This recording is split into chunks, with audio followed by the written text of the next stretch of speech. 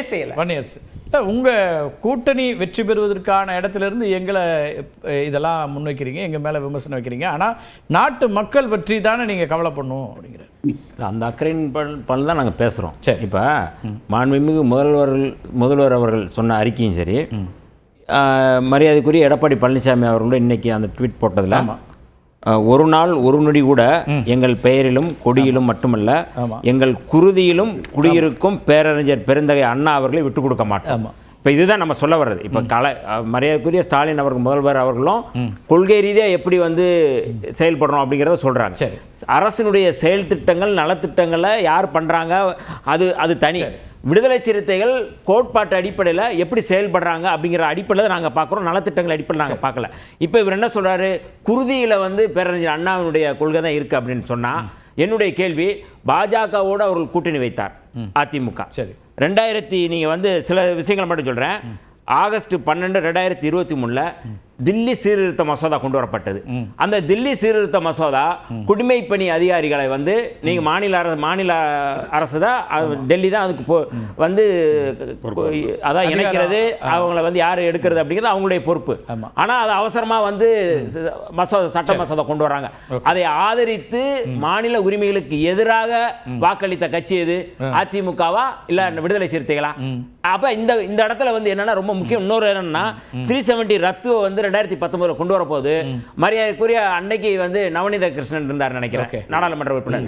அவர் என்ன சொன்னாரு, காஷ்மீர் ஒண்டர்ஃபுல் காஷ்மீர் சொல்லி பாட்டு பாடி அதை ஆதரிச்சாரு. இது ஒரு செய்தி.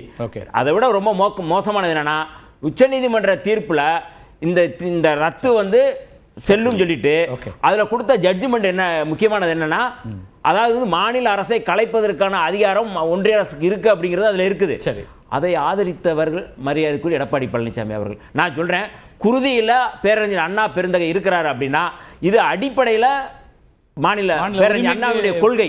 நாங்கள் அதை தான் சொல்றோம். நீங்க உண்மையாவே ஒரு ஆளுமை உள்ள தலைவர் நீங்க அதிமுக, ஏன்னா அதிமுக இருக்கிற வரை வெர்சஸ் திமுக தான், அதுதான் வலிமையா இருக்கணும் நாங்க விரும்புறோம். இருங்க, இந்திய வானொலி நிலையம் மாத்தினார்ல ஆகாஷ்வாணி மாத்தினார்ல 40 எம்பி திமுக அண்ணா ஆரம்பிச்ச கட்சி, ஏன் உங்களால மாத்த இல்ல? என்னுடைய அதுதாங்க, அதுக்கு நீங்க ஏதாவது கண்டிச்சிருக்கீங்களா? அத கண்டிச்சிருக்கோம், நம்ம கண்டிச்சிருக்கோம். கண்டிக்கிறது அதிமுக கண்டிக்குமா? நாங்க வேடிக்கை ஏங்க அது குரல் கொடுத்து இவர் சொல்றாருல, திரும்ப பேசி இருக்காரு.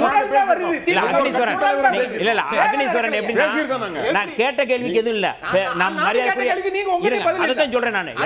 ஒத்துக்குங்க. இருங்க, எடப்பாடி பழனிசாமி அவர்கள் நீ கொடுத்த ட்வீட்ல இதை சொல்றாரு. நான் இந்த விஷயங்களை பூரா சொல்றேன். நீங்க பேரறிஞர் அண்ணாவை அதர்மம் அப்படின்னு சொல்லி நீங்க சொல்றீங்க. நீங்க ஒன்றும் அதை பத்தி பேசல. ஆர்எஸ்எஸ் குறித்து எம்ஜிஆர் பேசினாருன்னு சொல்றோம், அதை பத்தி நீங்க ஒன்றும் பேசல. அப்ப அடிப்படையில் நீங்க பாஜகவினுடைய அந்த ஆர்எஸ்எஸ் உடைய கொள்கையை ஏற்றுக்கொண்டு தமிழ்நாட்டு மக்களுக்கு இரண்டகம் செய்றீங்க. கூட்டணி வைக்கிறதுனாலே கொள்கையை ஏற்றுக்கொண்டு அதை தான் சொல்றேன். அப்ப நீங்க ரைட், கூட்டணி நாங்க வச்சிருக்கோங்க, அந்த கொள்கையை நாங்க ஏத்துக்க மாட்டோம். வாஜ்பாயோட நாங்க கூட்டணி வச்சோம், அந்த கூட்டணியின் போது நாங்க பொது சிவில் சட்டத்தை ஏற்க மாட்டோம். காஷ்மீரை நாங்க பேசக்கூடாது அப்படின்னு சொல்லி ஒரு குறைந்தபட்ச செயல் திட்டத்தை கலைஞர் கொண்டு வந்தார்ல, குறைந்தபட்ச செயல் திட்டம் வரும் தானே. இல்ல அப்ப நீங்க அடிப்படையில் எதுவுமே நீங்க இன்னும் பேசவே இல்லையே. நீங்க அப்ப இதுக்கு முன்னாடி எல்லாத்தையும் நீங்க ஆதரிச்சிட்டீங்க. அப்ப கூட நீங்க என்ன பேசுனீங்க?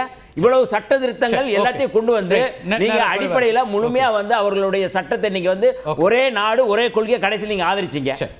கடைசியில் நீங்க ஆதரிச்சு வாக்களிச்சிருக்கீங்க. அப்ப எப்படி இருக்கும்? ஓகே, நம்ம பேசுவோம் திரு ரவீந்திரன்.